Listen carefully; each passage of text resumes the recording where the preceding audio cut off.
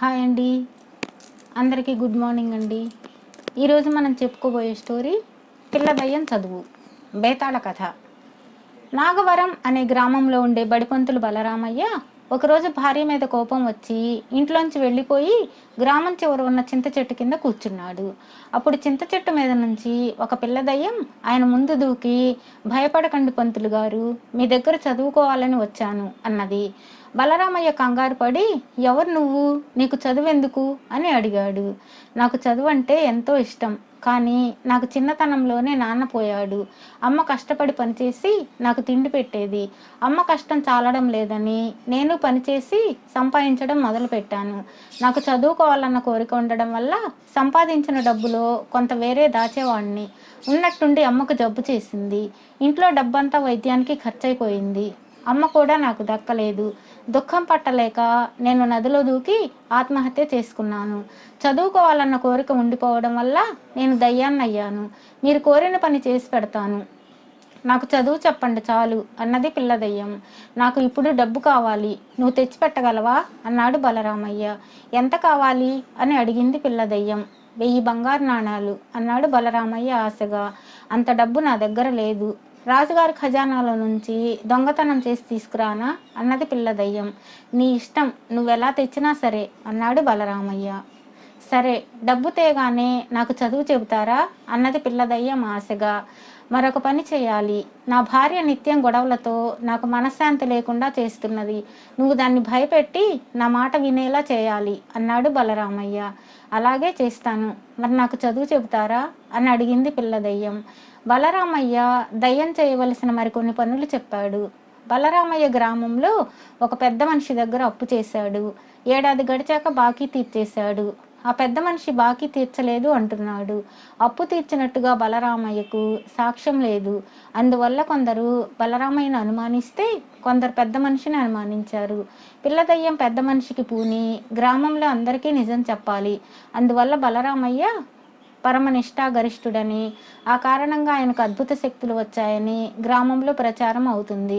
ఆయన అద్భుత శక్తులు ప్రదర్శించడానికి పిల్లదయ్యం సహకరిస్తుంది.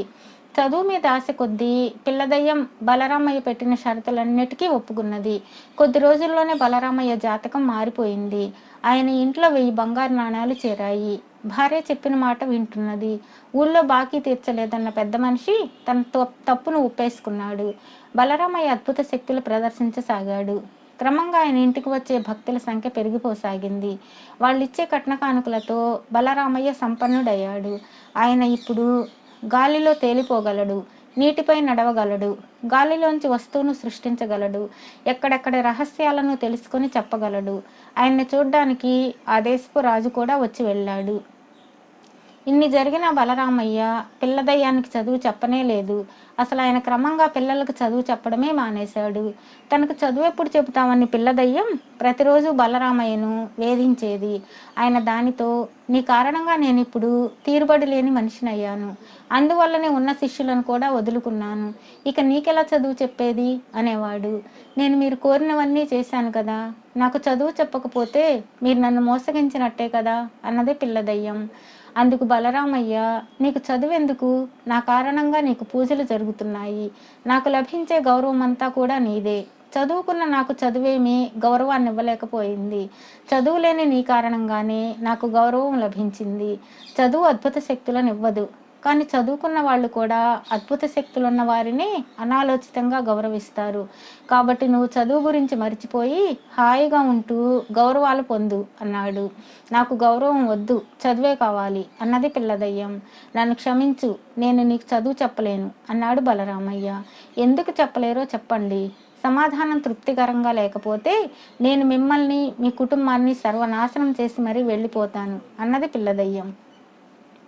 బలరామయ్య 1-2 క్షణాలు మౌనంగా ఊరుకొని, నువ్వు నన్నేం చేసినా పర్వాలేదు, నేను నిజం చెప్తాను విను. నా చదువు నాకు గౌరవాన్ని, విలువను తెచ్చిపెట్టలేదు. అందువల్ల నాలో కీర్తికాంక్ష, ధనకాంక్ష పెరిగిపోయాయి. చదువు కోసం నన్ను వేడుకున్న నిన్ను దొంగతనానికి, జీవహింసకు, మోసానికి, అబద్ధానికి ప్రోత్సహించి నా కోరికలు తీర్చుకున్నాను. నీకు చదువు చెబితే అవన్నీ తప్పని చెప్పాలి. నేను చెప్పి చేయించిన పనులు తప్పని చెప్పే అర్హత నాకు లేదు. అందుకే నేను నీకే కాదు ఇకపై ఎవరికీ కూడా చదువు చెప్పరాదని నిర్ణయించుకున్నాను అన్నాడు. పిల్లదయ్యం బలరామయ్య కేసి ఒక క్షణం పాటు జాలిగా చూసి అక్కడి నుంచి మాయమైపోయింది. తర్వాత బలరామయ్య ఊరి వాళ్ళందరినీ పిలిచి, నా అద్భుత శక్తుల వల్ల చూసేవారికి వినోదమే తప్ప ప్రపంచానికి ఎలాంటి ప్రయోజనమూ లేదు. నా శక్తులు నాకు పేరు తెచ్చిపెట్టాయి, కానీ నాకు కీర్తికాంక్ష లేదు. నా అద్భుత శక్తులను ప్రపంచ క్షేమానికై త్యాగం చేసి నేను సామాన్యుడిగా ఉండిపోదలుచుకున్నాను అని చెప్పాడు. బేతాళుడి కథ చెప్పి, రాజా, ఇక్కడ నాకు ఒక సందేహం కలుగుతున్నది. పిల్లదయ్యం తనకు బలరామయ్య చదువు చెప్పే సమాధానం తృప్తికరంగా లేకపోతే అతన్ని సర్వనాశనం చేస్తానన్నది. మరి బలరామయ్య చెప్పిన సమాధానం దానికి తృప్తి కలిగించినట్లేనా? అతడికేసి అది జాలిగా ఎందుకు చూసింది?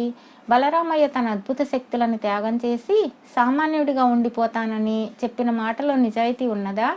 ఈ సందేహానికి సమాధానం తెలిసి కూడా చెప్పకపోయావు, నీ తల పగిలిపోతుంది అన్నాడు.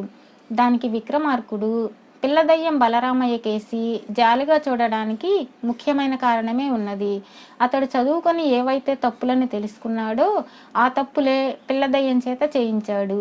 ఆ మాట అతడే ఒప్పుకోవడం కూడా జరిగింది. అతడు చదివిన చదువు అతడి మీద ఎలాంటి ప్రభావము చూపలేదు. అంటే అతడు చెప్పే చదువు కూడా అతడి శిష్యుల మీద ఎలాంటి ప్రభావము చూపలేదని తేలిపోయింది. ఇది గ్రహించిన పిల్లదయ్యానికి చదువు అంటేనే విరక్తి కలిగి అతడికేసి జాలిగా చూసింది. బలరామయ్య చెప్పింది దానికి తృప్తి కలిగించకపోయినా అతడు వాస్తవం చెప్పాడని పిల్లదయ్యానికి తెలుసు. అందుకే అది అతడికి ఎటువంటి హాని కలిగించకుండా మాయమై వెళ్ళిపోయింది. బలరామయ్య తన అద్భుత శక్తులను ప్రపంచ క్షేమం కోసం త్యాగం చేస్తున్నట్లు ఊరందరికీ చెప్పడం పెద్ద అబద్ధం. పిల్లదయ్యం సాయం చేయలేకపోయాక అతడికి ఎలాగో అద్భుత శక్తులు ఉండవు కదా. ఆ రహస్యం బయటపడకుండా ఉండేందుకే అతడు ఊరి వాళ్లతో ఏదో త్యాగం చేస్తున్నట్లు అబద్ధాలు పలికి వాళ్ల చేత నమ్మించాడు అన్నాడు. ఈ విధంగా రాజుకు మౌనభంగం కలగగానే బేతాళుడు శవంతో సహా మాయమై తిరిగి చెట్టెక్కాడు.